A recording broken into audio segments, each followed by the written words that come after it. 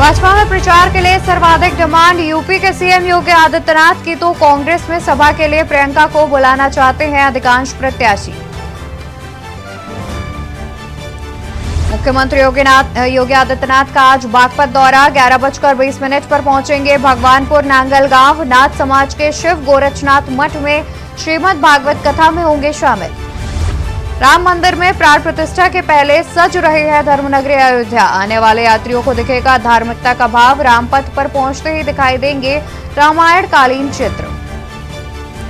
श्री राम जन्मभूमि तीर्थ क्षेत्र के पदाधिकारियों ने प्रधानमंत्री नरेंद्र मोदी से की मुलाकात। मोदी को रामलला के नूतन विग्रह की प्राण प्रतिष्ठा कार्यक्रम के लिए किया आमंत्रित।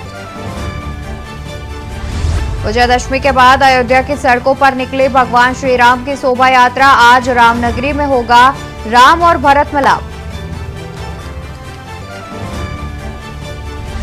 हनुमानगढ़ी के महंत संकट मोचन सेना के राष्ट्रीय अध्यक्ष संजय दास का आया बयान। हनुमानगढ़ी पर होगा भरत मिलाप। भगवान श्री राम के राम राज्य की झांकी का होगा प्रदर्शन। आप देख रहे हैं के न्यूज, खबरों का सारथी।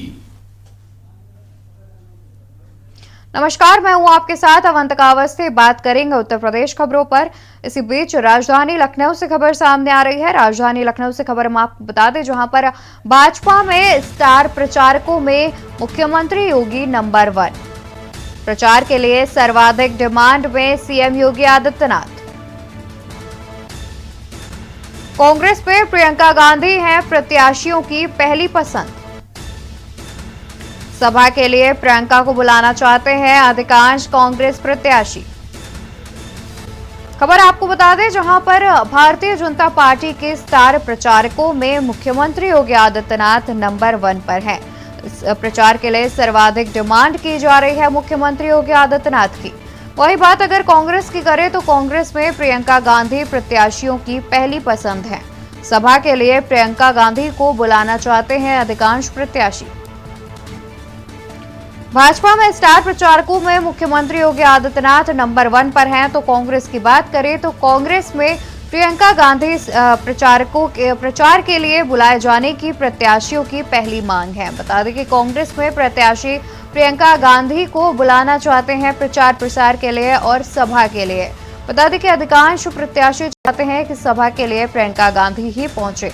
वहीं अगर भारतीय जनता पार्टी की बात की जाए तो भारतीय जनता पार्टी में अधिकांश प्रत्याशियों की जो पसंद है वो मुख्यमंत्री योगी आदित्यनाथ बने हुए हैं, जहां पर प्रचार की सर्वाधिक डिमांड में है सीएम योगी आदित्यनाथ।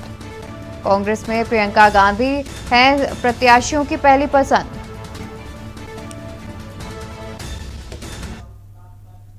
इसी बीच बागपत से खबर सामने आ रही है। बागपत से खबर हम आपको बता दें, जहां पर मुख्यमंत्री योगी आदित्यनाथ आज बागपत दौरे पर हैं।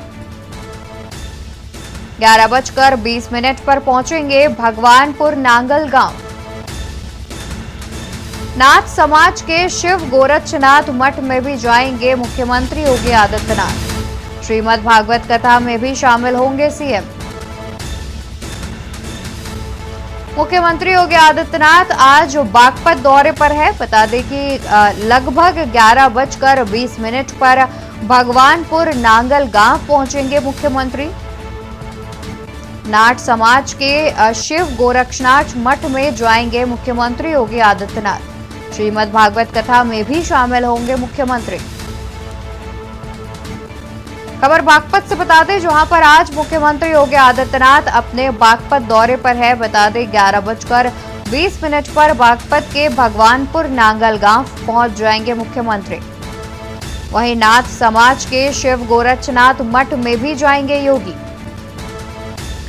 श्रीमद् भागवत कथा में भी शामिल होंगे सीएम योगी आदित्यनाथ।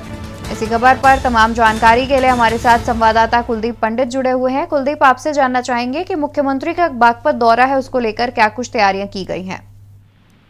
जी अवंतिका, आपको बता दूं कि एक मठ है यहाँ पर, जो गोरक्षनाथ मठ है। उस आश्रम के जो महंत थे अर्जुन नाथ जी महाराज, वो लखनऊ गए थे और जो वहाँ पर जो मुख्यमंत्री से मिले थे और उन्होंने निमंत्रण दिया था जिसकी भागवत कथा का उनके द्वारा शुभारंभ किया जाएगा। तो मठ के जो महंत है उन्हीं के निमंत्रण पर यहाँ पर मुख्यमंत्री का आगमन है और उसके बाद वह एक बड़ौत वैदिक कॉलेज में विशाल जनसभा को संबोधित करेंगे और उसके बाद यहाँ पर 351 करोड़ की जो परियोजना है, जी। 311 परियोजनाओं का भी वह लोकार्पण करेंगे। साथ साथ यहाँ पर नए बस स्टैंड का भी लोकार्पण करेंगे। इसके साथ बताना चाहूंगा कि आगामी जो लोकसभा चुनाव है, लोकसभा का भी हो सकता है कि कहीं ना कहीं उस पर भी वे निशाना साधेंगे और विपक्ष की पार्टियों पर भी जमकर निशाना साधेंगे, और उसमें भी लगता है कि कहीं ना कहीं चुनाव को लेकर भी ये जो जनसभा है ये अहम मानी जा रही है। जी, साथ ही कुलदीप देखा जाए तो अभी जैसे कि आपने बताया कि श्रीमद् भागवत कथा का जो शुभारंभ है वो भी मुख्यमंत्री योगी आदित्यनाथ करेंगे, तो उसको लेकर क्या कुछ तैयारियां की गई हैं? क्या इस कथा में जो आम जन है उनके शामिल होने की बात सामने आ रही है, और सुरक्षा के क्या कुछ इंतजाम किए गए हैं? जी, आपको बता दूं कि वहाँ पर जो है आश्रम के बाहर ही स्टार्टिंग से बैरिकेटिंग की गई है, और जो श्रद्धालु है उनको एक साइड किया गया है। एक तरफ उनकी बैरिकेटिंग करने के बाद वहाँ पर एक अलग से स्थान उनका बनाया गया है, और जो मुख्यमंत्री आएंगे, मुख्यमंत्री उसी क्षण वहाँ पर रुकेंगे, और उसके बाद जो उनका मुख्य कारण जो है वो यहाँ पर जो मुख्य कार्यक्रम है वो केवल जनसभा को संबोधित करना है। जी कुलदीप, बहुत शुक्रिया आपका तमाम जानकारी हमारे तक साझा करने के लिए। तो बता दें कि आज बागपत के दौरे पर है मुख्यमंत्री योगी आदित्यनाथ, जहां पर वो 11:20 पर बागपत पहुंच जाएंगे। वहीं नाथ समाज के शिव गोरक्षनाथ मठ में भी जाकर दर्शन पूजन करेंगे मुख्यमंत्री, और श्रीमद् भागवत कथा का शुभारंभ भी करेंगे मुख्यमंत्री योगी आदित्यनाथ।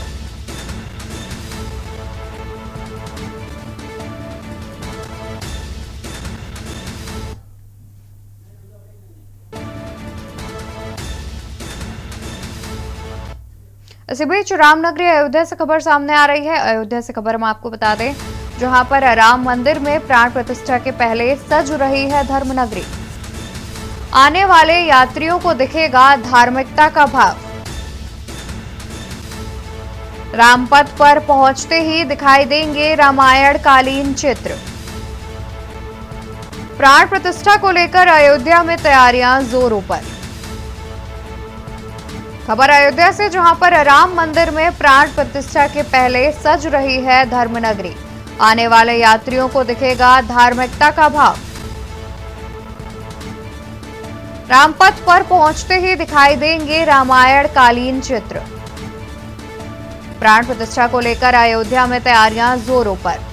बता दें कि जनवरी में प्राण प्रतिष्ठा का आयोजन किया जाना है, जिसमें शामिल होने के लिए तमाम वीवीआईपी लोग भी पहुंचेंगे, और उसको देखते हुए पहले से ही धर्मनगरी अयोध्या को पूरी तरह से तैयार किया जा रहा है, जहां पर कई कार्य भी किए जा रहे हैं। कहीं सड़कों की मरम्मत जारी है, तो कहीं पर दीवालों पर रामायण कालीन चित्र उकेरने की बात भी सामने आ रही है, जिससे जब श्रद्धालु धर्मनगरी अयोध्या पहुंचेंगे तो उन्हें रामायण कालीन चित्र भी देखने को मिलेंगे। प्राण प्रतिष्ठा से पहले राम मंदिर की जो तैयारियां हैं, साथ ही धर्मनगरी अयोध्या को पूरी तरह से सजाने की बात सामने आ रही है। बता दें कि धार्मिकता के भाव से अयोध्या को सजाया जाएगा। इसी खबर पर तमाम जानकारी के लिए हमारे साथ संवाददाता आरपी सिंह जुड़े हुए हैं। आरपी, आपसे जानना चाहेंगे कि प्राण प्रतिष्ठा से पहले रामायण कालीन चित्र जो है वो उकेरने की बात सामने आ रही है अयोध्या में, क्या कुछ अतिरिक्त जानकारी है?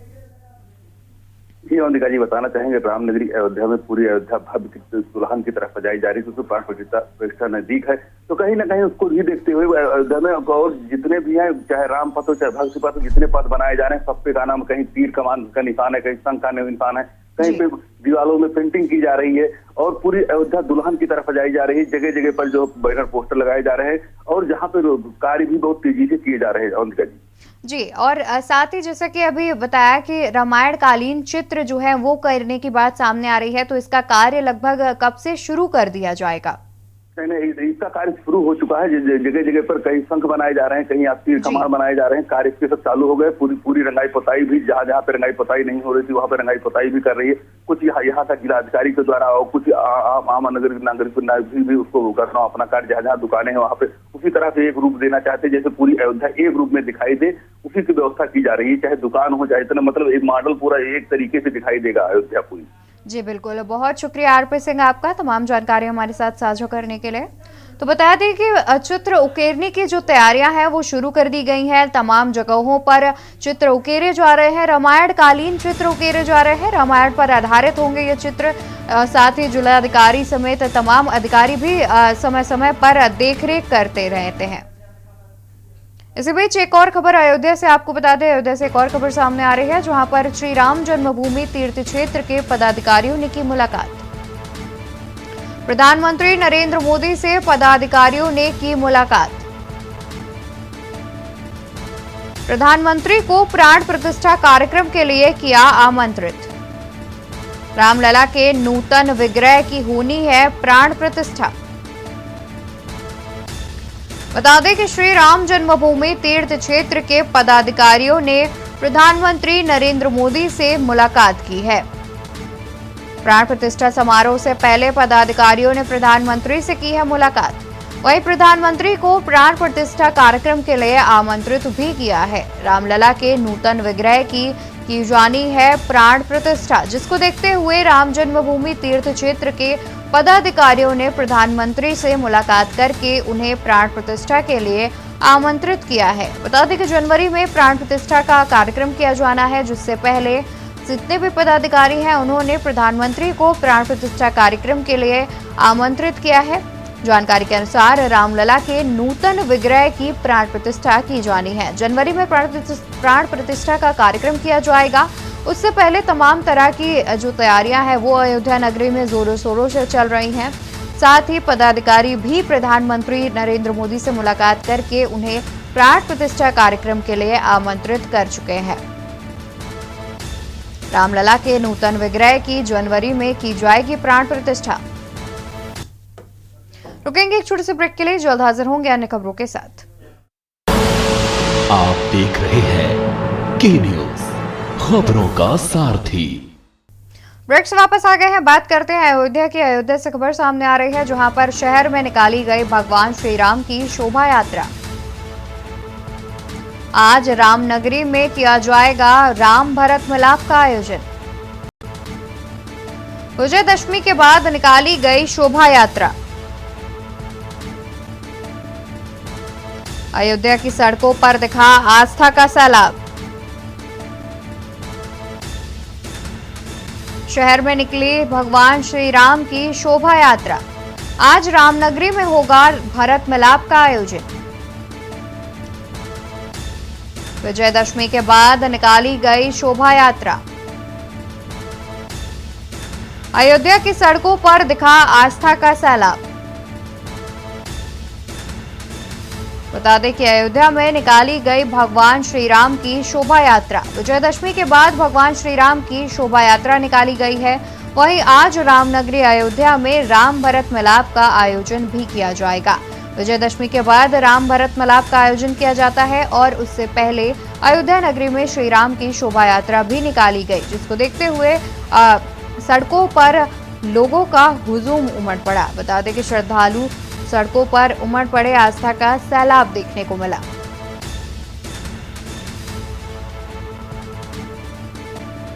विजयदशमी के बाद निकाली गई शोभा यात्रा। इसी बीच अयोध्या से एक और खबर सामने आ रही है। रामनगरी अयोध्या से खबर बता दें, जहां पर हनुमानगढ़ी के महंत संजय दास का आया बयान। संकट मोचन सेना के राष्ट्रीय अध्यक्ष हैं संजय दास। हनुमानगढ़ी पर होगा भरत मिलाप का आयोजन। भगवान के राम राज्य की झांकी का होगा प्रदर्शन। खबर अयोध्या से, जहां पर हनुमानगढ़ी के महंत संजय दास का आया बयान। संकट मोचन सेना के राष्ट्रीय अध्यक्ष हैं संजय दास। हनुमानगढ़ी पर किया जाएगा भरत मिलाप का आयोजन। भगवान राम राज्य की झांकी का होगा प्रदर्शन। हनुमानगढ़ी के महंत संजय दास का आया बयान। खबर हम आपको अयोध्या से बता दें, संकट मोचन सेना के राष्ट्रीय अध्यक्ष हैं संजय दास। हनुमानगढ़ी पर किया जाएगा भरत मिलाप का आयोजन। भगवान के राम राज्य की झांकी का किया जाएगा प्रदर्शन।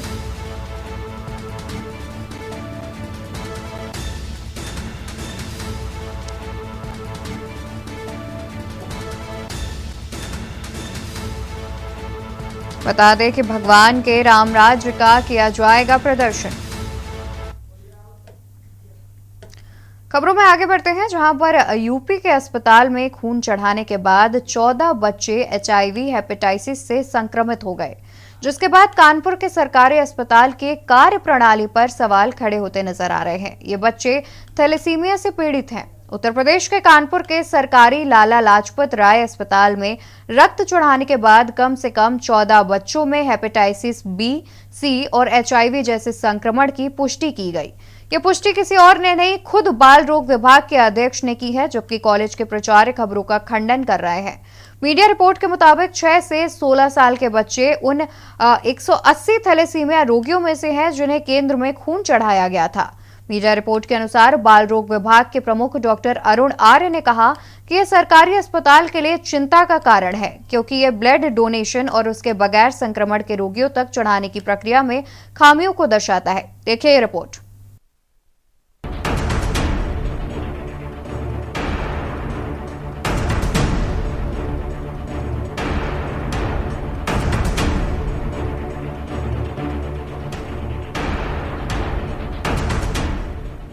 उत्तर प्रदेश के कानपुर में अस्पताल की बड़ी लापरवाही की खबर सामने आई है।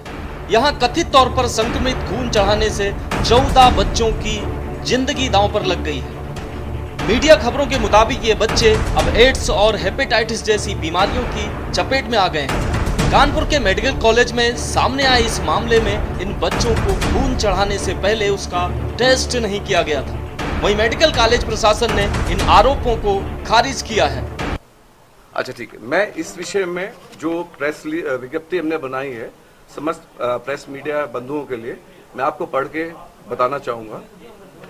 हाल ही में प्रकाशित मीडिया और सोशल मीडिया में प्रचलित खबर कि उत्तर प्रदेश के सरकारी अस्पतालों में 14 बच्चों को संक्रमित ब्लड चढ़ा दिया गया, जिसमें डॉक्टर अरुण कुमार आर्या, आचार्य विभागाध्यक्ष बाल रोग विभाग, मेडिकल कॉलेज कानपुर के माध्यम से जो वक्तव्य दिया गया है वह पूर्ण रूप से अनाधिकृत, आधारविहीन एवं त्रुटिपूर्ण है। GSVM medical college Kanpur doctor Arun Kumar Arya के वक्तव्य का पूर्णतः कठोरता से खंडन करता है। इसके अलावा उक्त प्रकाशित खबर के संबंध में समस्त प्रिय मीडिया बंधुओं को सूचित करना है कि मेडिकल कॉलेज कानपुर में जो भी थैलेसीमिया के लिए आता है उसकी सबसे पहले स्क्रीनिंग की जाती है। वर्ष 2019 के बाद से अभी तक कोई भी HIV, HBsAg और या हेपेटाइटिस बी का कोई भी थैलेसीमिया का पेशेंट संक्रमित नहीं पाया गया है। मामले पर डिप्टी सीएम ब्रजेश पाठक ने भी ट्वीट कर पूरी खबर का ही खंडन किया और ट्वीट करते हुए पूरे मामले की उच्च स्तरीय जांच के निर्देश दिए हैं। सरकार पूरी संवेदनशीलता के साथ बच्चों और उनके परिजनों के साथ खड़ी है। निजी लैब से खून चढ़ाने की बात शुरुआती जांच में सामने आई है। बाकी विस्तृत रिपोर्ट सामने आने के बाद आगे की कार्रवाई होगी। मीडिया रिपोर्ट के मुताबिक संक्रमित खून ने थैलीसीमिया से पीड़ित 14 बच्चों की मुसीबतों को और बढ़ा दिया है। दरअसल थैलीसीमिया से पीड़ित इन 14 बच्चों को संक्रमित खून चढ़ाया गया था। इनमें से ज्यादातर बच्चे HIV, हेपेटाइटिस बी, सी की चपेट में आ गए हैं। ये बच्चे उत्तर प्रदेश के अलग अलग जिलों के हैं।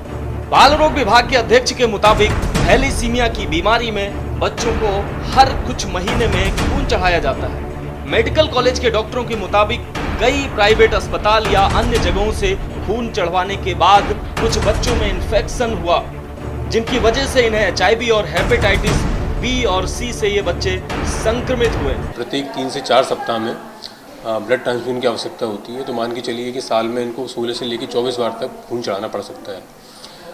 तो जब भी आप खून चढ़ाते हैं तो खून के साथ हमेशा ये रिस्क रहता है कि इससे एसोसिएटेड जो इन्फेक्शंस होते हैं like hepatitis B, HIV, hepatitis C, malaria, cytomegalovirus, ये सब का खतरा रहता है। तो जो हमारे यहाँ जो पेशेंट का जो क्यूमुलेटिव डेटा है 8 से 10 साल में, इन बच्चों में से 2 बच्चे, क्योंकि हम लोग इनका रूटीन स्क्रीनिंग कराते हैं हर 3 से 6 माह में, जिससे कि हमको ये पता चल जाए समय रहते कि इसमें कोई हेपेटाइटिस बी या HIV या इस तरह का पॉजिटिव तो नहीं हुआ है, जिससे कि उनको समय रहते पूरा ट्रीटमेंट उन बच्चों को दे दिया जाए। तो ये जो डेटा है आपको जो वहाँ पे प्रकाशित हुआ है, ये पूरा एक्चुअली 10 साल में इतने बच्चे हमारे यहाँ इन्फेक्टेड हुए हैं, जिसमें 2 HIV हैं, 2 हेपेटाइटिस बी और 7-8 के आसपास जो है ये हेपेटाइटिस सी से संक्रमित हुए हैं। ये पूरा 10 साल का आंकड़ा है। अभी बच्चे जो होते हैं हमारे यहाँ ये अलग अलग जगह भी, क्योंकि जैसे अगर मान लीजिए ब्लड इनको खून कम हो जा रहा है तो ये डिस्ट्रिक्ट हॉस्पिटल या किसी प्राइवेट नर्सिंग होम में या प्राइवेट ब्लड बैंक से भी लेके भी चढ़वाते हैं, जहाँ पे अगर इनको जरूरत पड़ जाती है। तो इसमें ये नहीं कह सकते हैं कि कब ये पॉजिटिव हुए हैं, है ना। तो ये टोटल क्यूमुलेटिव 10 साल का आंकड़ा है। ये नहीं है कि 6 महीने के अंदर ये सब पॉजिटिव हो गए हो, लेकिन हम लोग स्क्रीनिंग इनकी हर 3 से 6 महीने पर कराते हैं, जिससे कि टाइम से इनका पता चल जाए और हम लोग समय से इनको इलाज दे सकें। सरकार द्वारा संचालित लाला लाजपत राय यानी हैलट अस्पताल में टेस्ट के दौरान इसका पता चला। मेडिकल कॉलेज के प्रिंसिपल का कहना है कि प्राइवेट हॉस्पिटल हो या कोई ब्लड बैंक, बिल्कुल भी लापरवाही होनी नहीं चाहिए। ब्लड सैंपल की अच्छे से जांच होनी चाहिए ताकि इस तरीके की लापरवाही ना हो पाए। वहीं कांग्रेस अध्यक्ष मल्लिकार्जुन खड़गे और यूपी के सीएम अखिलेश यादव ने भी मामले में एक्स करते हुए यूपी सरकार पर हमला बोला है। खड़गे ने लिखा है, डबल इंजन सरकार ने हमारी स्वास्थ्य व्यवस्था को डबल बीमार कर दिया है। यूपी के कानपुर में एक सरकारी अस्पताल में थैलीसीमिया के 14 बच्चों को संक्रमित खून चढ़ा दिया गया, जिससे इन बच्चों को HIV, एड्स और हेपेटाइटिस B, C जैसी चिंताजनक बीमारियां हो गईं। ये गंभीर लापरवाही और शर्मनाक है।